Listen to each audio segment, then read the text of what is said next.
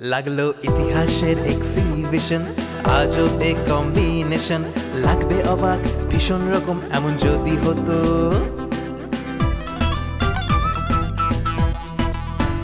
বাংলার নবাব with ex girlfriend, Gopal Bhar তার best friend, লেখিকা লিখছে নতুন ট্রেন্ড এমন যদি হতো। বিদেশের মাটিতে একটা কাণ্ড ঘটেছে, ঢাকার ভানুর সাথে ডাকাত ভিখু ভিড়েছে, একটা হ্যালুসিনেশন সব কিছু হেঁটে দিয়েছে। এমন যদি হতো, এমন যদি হতো, এমন যদি হতো, এমন যদি হতো। আমার থেকে যত দূরে থাকবে তত ভালো থাকতে পারবে। কিন্তু আমি তো কিছুই বুঝতে পারছি না, তুমি আমার সাথে এরকম কেন করছো?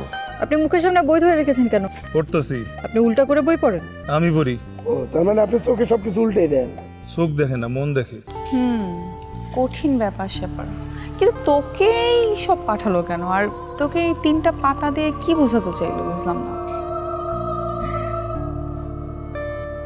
মারো, মরো, কেটে পড়ো। ও মাই গড, মরো মারো না হয় কেটে পড়ো। এখন নিশ্চয়ই তোর আর মনে হচ্ছে না যে এই ট্রিপটা জমছে না?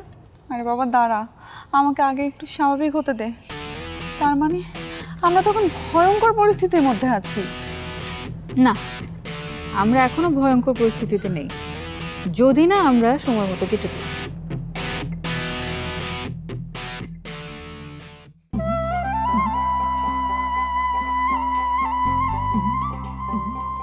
আপনি আমার হাত ধরে আছেন, আমার আটকে রাখছেন, তার মানে কিন্তু এই না যে তুমি আমার প্রতি দুর্বল হয়ে পড়ছো, তাই তো? না, তাইলে আমি কিন্তু সব কিছুর হিসাব রাখতেছি। কি এর হিসাব? এত অঙ্ক টঙ্ক তো আমি আবার বুঝি না। পেমেন্ট নিমু না? ওরে আল্লাহ গো আল্লাহ, $100 হয়েছে, আর একটু যদি আটকে রাখেন তাহলে আরো $200-300 দাম লাগবে। $300 দিতে কি হিসাব? বাপরে বাপ, আমার মনে হয় না আপনি আমার $300 দিতে পারবেন। আমি তোমার $300 কে $3000 চাইলে $3 লাখ দিতে পারি। বাবা কি চাপাবাজি! এটা অবশ্য আংশিক সত্য। আংশিক সত্য মানে আসলেই তো আমি তোমার ডলার দিব করতে, অত ডলার আমি তোমার দিতে পারব না। কিন্তু তুমি ডলার দিয়া করবেটা কি? একজন আমার কাছে পায় তো তারা টাকা ফেরত দিন। আমার কাছে এটা মনে হয় না যে কেউ তোমার কাছে টাকা পাইতো। তুমি মনে কাউরে নিয়ে টাকাটা দিবা? কি তোমার যে আশ্রয় দিছে তারে লয়ে গিয়ে টাকাটা দিতে চাইতেছো? আপনি জানলেন কেমনে? আমি আজ করছি, আজ করে কইলাম।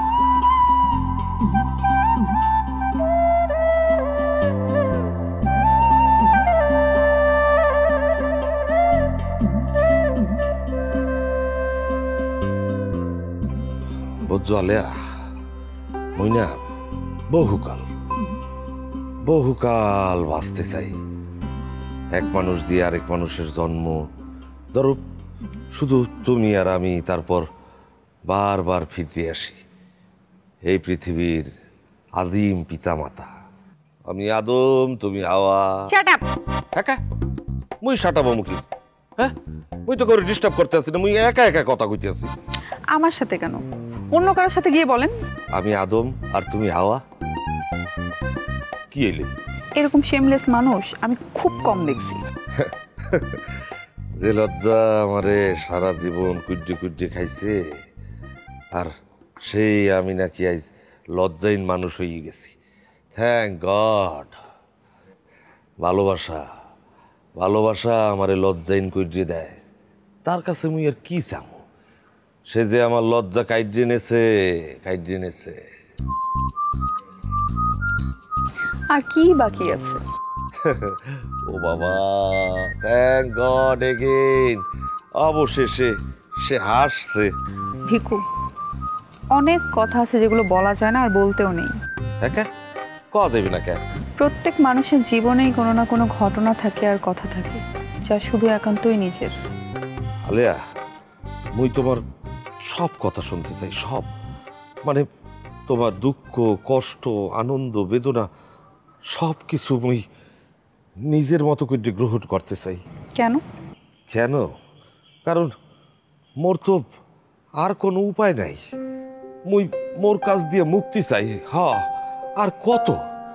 এই জীবনে একজন, মোর বিশ্বাস হলো একজন মানুষ পাইলাম না যারে আমার সব কিছু নিয়ে বলতে পারি, গ্রহণ করতে পারি।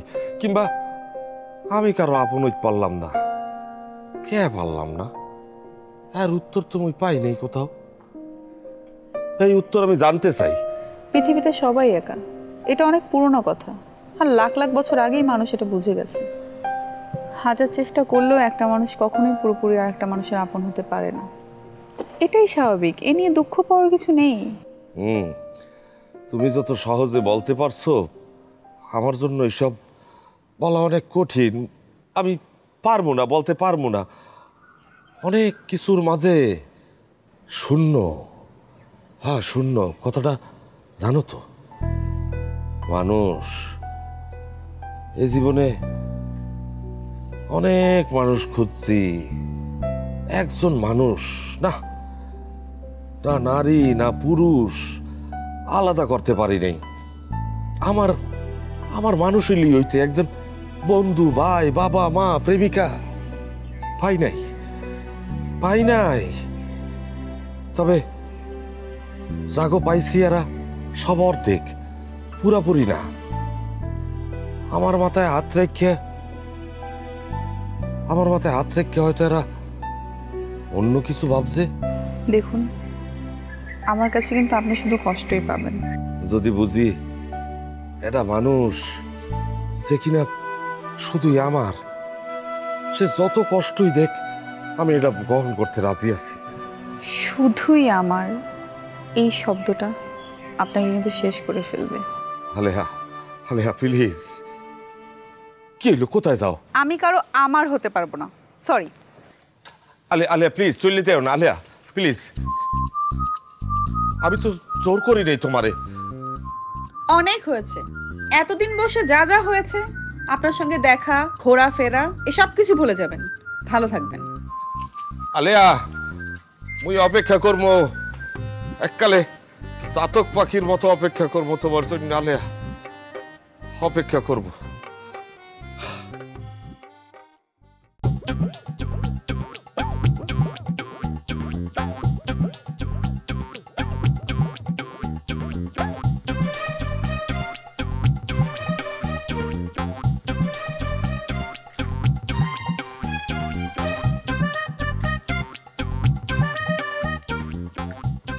গোপালদা, গোপালদা,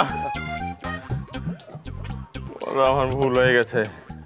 গোপালদা, আমাকে ক্ষমা করে দিন। গোপালদা, আমার ভুল হয়ে গেছে। গোপালদা, আমি এই কাজ আর জীবনও করবো না। গোপালদা, আরে হয়েছেটা কি? গোপালদা, কপিলা যদি আপনার কাছে থেকে থাকে, আমাকে ওর কাছে নিয়ে যান।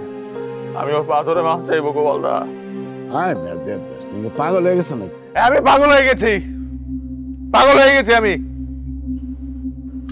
বুঝছি, তোর মাথাটা আসলে খারাপ হয়েছে। নাহলে তুমি আমার কাছে কপিলা রেখেছো। এই, আমার কাছে কপিলা থাকলে তোমার বলতাম না। আমি কি এতটা বেইমান মেয়া? গোপালদা, আমাকে মাফ করে দেন। আমার উপর রাগ করে যদি আপনি কপিলাকে। বুঝছি, ধর্মিয়া, তোমার লগে আমি কথাই নি। দাও খবরদার, কখনো তুমি আমার সামনে আইলে কিন্তু একটা দিয়া। আপনি আমার অবস্থাটা বুঝতে পারছেন না গোপালদা। তুমি আমার নিজের ঘুমানোর জায়গা নাই। হ্যাঁ, নিজের ঘুমানোর জায়গা নাই। জেনে রাইত হেনে কাইত, এর মধ্যে আবার আরেকটা বস্তা লয়ে আমি লিখে না। কি যে কখনো তুমি। আমি আপনার অবস্থান জানি, অবস্থা বুঝি, কিন্তু কপিলা যদি আপনার অনুরোধ করে, আপনি যদি তার এই আশ্রয়। গোপালদা প্লিজ। গোপালদা, হ্যাঁ, তোর পিলে যেন আমি খেতা পড়ি। হ্যাঁ, বলে তখন মানুষ তখন খেয়াল থাকে না। হ্যাঁ, তখন পিড়িত কই থাকে। কপিলা কই? কপিলা হারাই গেছে। ভালো হয়েছে। আমি কপিলারে পাতায় শহরে খুঁজা বাইর করে ওর সাথে ভাব ভালোবাসা করে ওরে আমি বিবাহ করব। আমি আর কপিলা হাত ধরে ধরে এই পাতিয়া শহরে ঘুরবো, তুই চেঁচে দেখবি। কপিলা আপনার কাছে নাই, ভানুর কাছে নাই, তাহলে কপিলা আছে কার কাছে? কার কাছে আছে জানি না। যা যা ভাগ ভাগ ভাগ ভাগ ভাগ ভাগ। গোপালদা, গোপালদা, গোপালদা!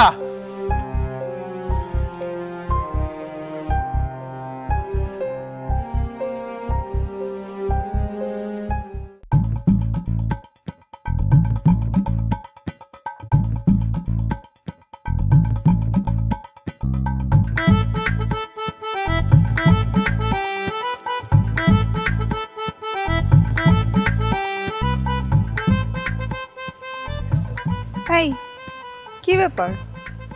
আমি তোমার সামনে দিয়ে হেঁটে যাচ্ছি, তুমি আমাকে দেখলে না? না কিছু না, যাও।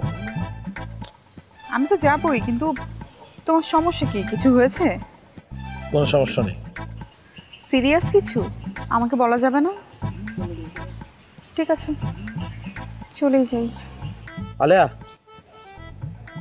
শোনো, আমার মন মেজাজ ভালো নেই, সরি।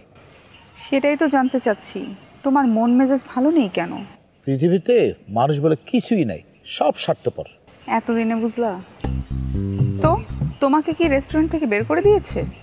এটা তুমি কি কইলা? আমার এই রেস্টুরেন্ট থেকে বের করে দেবো মানে?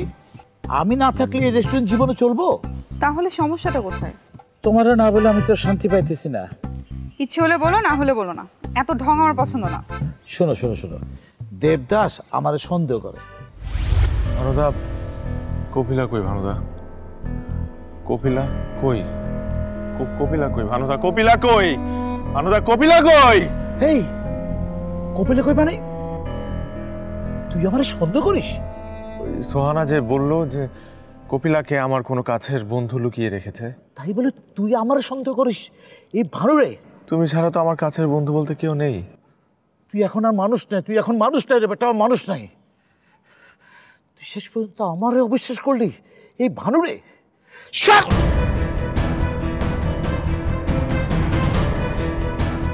তুই কেমনে বিশ্বাস করিস যে তোর মাথা বাড়ি আমি কপিলাটি নিয়ে যাবো, কপিলাটি কিডন্যাপ করবো? ভানুদা, ভানুদা, ভানুদা, আমার আমার আমার মাথা খারাপ হয়ে গেছে, আমি পাগল হয়ে গিয়েছি, আমার আমার আমার আমার অস্থির লাগছে। ভানুদা, আমাকে মাফ করে দাও। তুই একটা শিয়ানা, তুই অনেক বড় শিয়ানা, অনেক বড় শিয়ানা। ভানুদা, ভানুদা, আমি হাত জোর করছি ভানুদা, আমি হাত জোর করছি তোমার কাছে ভানুদা, ওকে মাফ করে দাও। ভুল হয়ে গেছে, আমি সত্যিই পাগল হয়ে গেছি ভানুদা। আচ্ছা ঠিক আছে।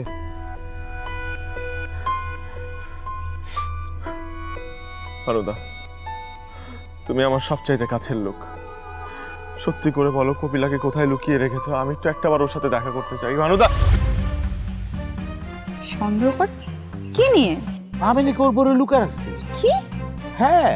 এর মানে কি? ওনার ওয়াইফকে তুমি তোমার কাছে লুকিয়ে রাখবে কেন? কপিলা ভাবি কোথায়? এর চেয়ে বেশি কিছু আমি বলতে পারবো না। অসহ্য। আলেয়া, আলেয়া শোনো। আরে এতটুকু যখন বলছে আর একটু বলতে পারবো। আলেয়া, এই আলেয়া, আরে শোনো না কথাটা।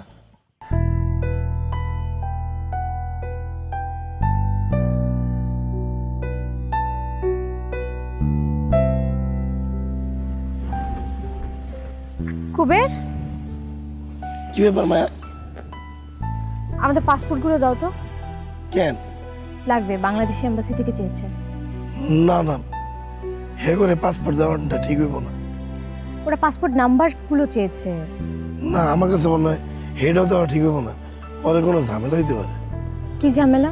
কেন জানি না, কিন্তু আমার কাছে মনে হইতেছে একটা বড় কোনো ঝামেলা হইতে পারে। তাহলে এখন কি করব? এবারে পাশ কাটাইতে হইব, দেওয়ান যাইব না। কিন্তু ওরা তো আমার সঙ্গে যোগাযোগ করেছে, এছাড়া তো আমি আর কোনো কিছু দেখতে পাচ্ছি না। তাই রে, বিষয়টার একটু দেরি করাইতে হইব। কিন্তু কিভাবে দেরি করাবো? আমি তো কোনো উপায় পাচ্ছি না। কিন্তু যে কোনো একটা পথ খুঁজে বাইর করতে হইব। দেখি চিন্তা করি কি করা যায়। মায়া, একটা কথা কই। বলো। আমার কাছে মনে হয় না ওই কাজটার পিছনে আঙ্কেলের হাত আছে। আমি এই ব্যাপারে কোনো কথা বলতে চাচ্ছি না। ঠিক আছে, আমি তাহলে একটু হসপিটালে যাব। ঠিক আছে, যাই হোক। না, তার আগে একটু রুম থেকে আসি, একটু পানি খাবো। পানি খেতে রুমে যেতে দেবো কেন? রেস্টুরেন্টে যাই, রেস্টুরেন্টে গিয়ে খাই। চলো, দরকার হলে একটু কিছু খায়াও নাও, যেহেতু হসপিটালে যাইবে, সময় হয়ে গেছে তো অনেক। শুভেচ্ছা, স্বাগত রাতের মাছরাঙা সংবাদে আপনাদের সঙ্গে আছেন ফারহানা পারভিন। শুরুতেই জানিয়ে দিচ্ছে গার্ডিয়ান লাইফ ইন্স্যুরেন্স সংবাদ শিরোনাম। সুষ্ঠু নির্বাচন আর গণতন্ত্রের নামে বুলি আওড়াচ্ছে বিএনপির প্রভুরা, বলেছেন প্রধানমন্ত্রী। বিকেলে রাজধানীতে শোক দিবসের স্মরণ সভায় বিএনপিকে অবৈধ রাজনৈতিক দল। তোমার সাথে আমার জরুরি কথা আছে। কি জরুরি কথা বলো? আচ্ছা, তুমি তো একজন ভালো মানুষ, তাই না? এই কথা কেন জিজ্ঞেস করছো? দরকার আছে, এই জন্যই তো জিজ্ঞেস করছি। কি বলতে চাও বলে ফেলো। আমি পালাবো, এই বাড়ি ছেড়ে পালাবো আমি। পালাবে মানে? মানে তুমি বোঝো না? আচ্ছা, তোমার সমস্যাটা কি? সমস্যাটা হচ্ছে তুমি। আমি আবার কি করলাম? মায়া ফোন দিয়েছিল। ও, এই কথা। তুমি মেয়ের কাছে যেতে চাও, এটা সরাসরি বলে ফেললেই হতো। এই পালাবো টালাবো বলার দরকার কি ছিল? মায়া বলেছে ওদেরকে মারার জন্য কে যেন চেষ্টা করছে। মানে? মানে তুমি বোঝো না সেটা? না, আমি তো কিছু বুঝতে পারছি না। মায়া আর মজিদকে কে যেন মেরে ফেলার চেষ্টা করছে। কিন্তু কেন? কেন মেরে ফেলতে যাচ্ছে? সেটা তো তুমি ভালো জানো। আমি ভালো জানবো কি করে? মায়ের ধারণা এই কাজটা তুমি করাচ্ছ। হায় রে কপাল, মেয়েটার মাথা কি সত্যি নষ্ট হয়ে গেল? তুমি সত্যি করে বলো তো। কি সত্য বলবো? তুমি কিছু জানো না এই ব্যাপারে? প্রশ্নই ওঠে না। সত্যি বলছো? সত্যি সত্যি সত্যি।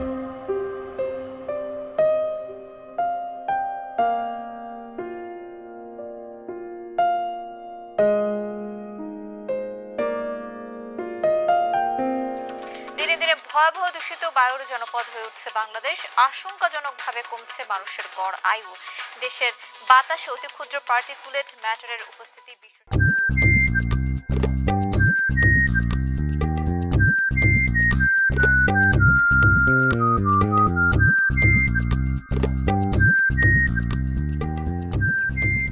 কিরে, কিসের কাগজ এটা?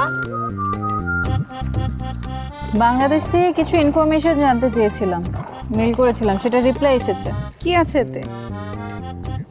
বস।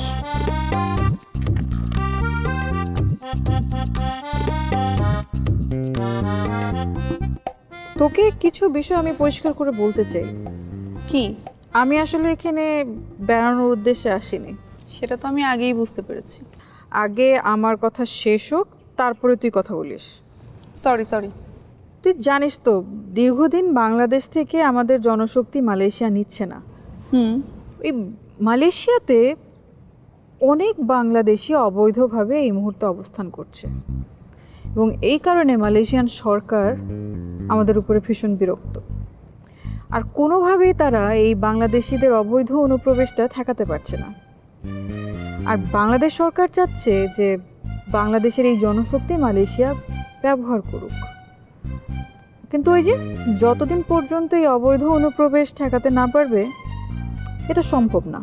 আর মালয়েশিয়ায় অবৈধ অনুপ্রবেশের খুব সহজ ট্রানজিট রুট হচ্ছে এই থাইল্যান্ড। বাংলাদেশের একটা বিশাল গ্রুপ এই কাজটা করে থাকে, যার একটা ম্যাক্সিমাম অংশ ব্যাংকক বেগম পাতায়াতে আছে। আর বাংলাদেশ থেকে কিছু মানুষ আদম সাপ্লাই করে এখানে। বুঝতে পেরেছিস? হ্যাঁ।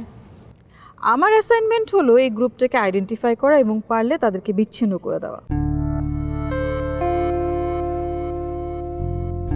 আপনি কি জানেন আপনার ভাই মজিদের হাতে গুলি লেগেছে? মজিদ কে? আপনি কি সত্যি আপনার ভাইকে চেনেন না? আপনার আপন ভাই? তুই কি পাগল নাকি অন্য কিছু? আরে ছুরি জোগাড় কর। ছুরি দিয়ে কি হইব? ট্রেনিং নিবি, ট্রেনিং। ছুরি মারামারি ট্রেনিং? ধর বেটা, জিস্টু রড ট্রেনিং।